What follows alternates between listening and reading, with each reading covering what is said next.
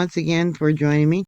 I'm tracking one of the most ferocious storms of this year, Typhoon Ragasa, born from a swirl of convection north of Yap on September 17th.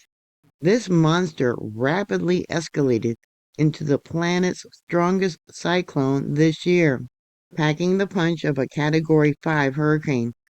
Ragasa has carved a deadly path across the western Pacific, leaving devastation in its wake. And I'm going to break down things like its explosive winds and the heartbreaking human toll. First, the path. Ragasa barreled west-northwest at 14 to 22 kilometers per hour.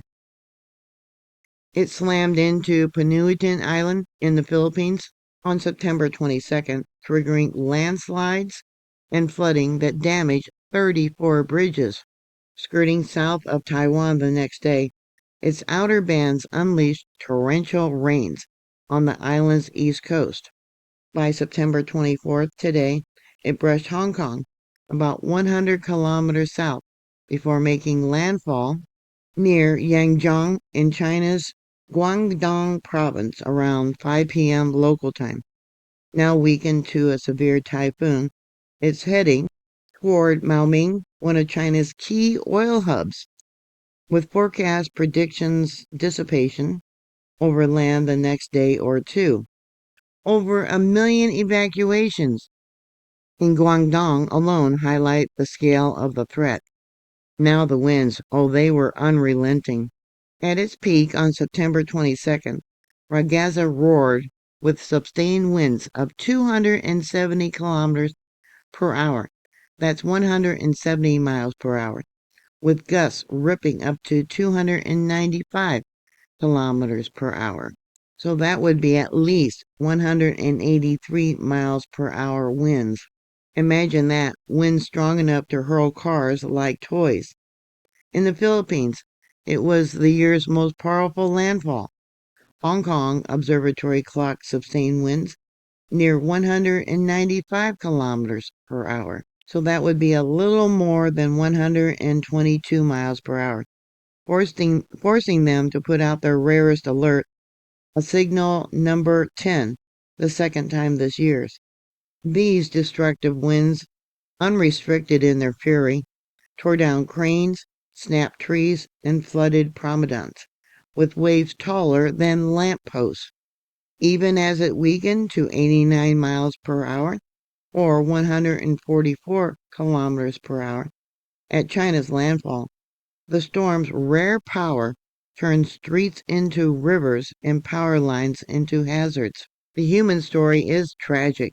Ragasa's path has claimed at least 21 lives, with numbers climbing. In Taiwan, Hualien County, a decade-old barrier lake, burst under the onslaught, unleashing a wall of water into Guangfu Township. 17 confirmed dead there, 18 injured, and up to 124 still missing. Families torn apart in a tourist haven that saw insufficient warning.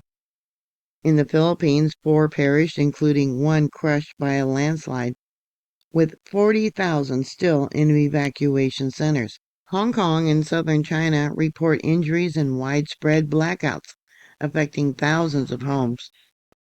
This isn't just a storm, it's a reminder of nature's wrath, a warning to the world, where scientists say intensifying typhoons like Ragasa are becoming the new norm.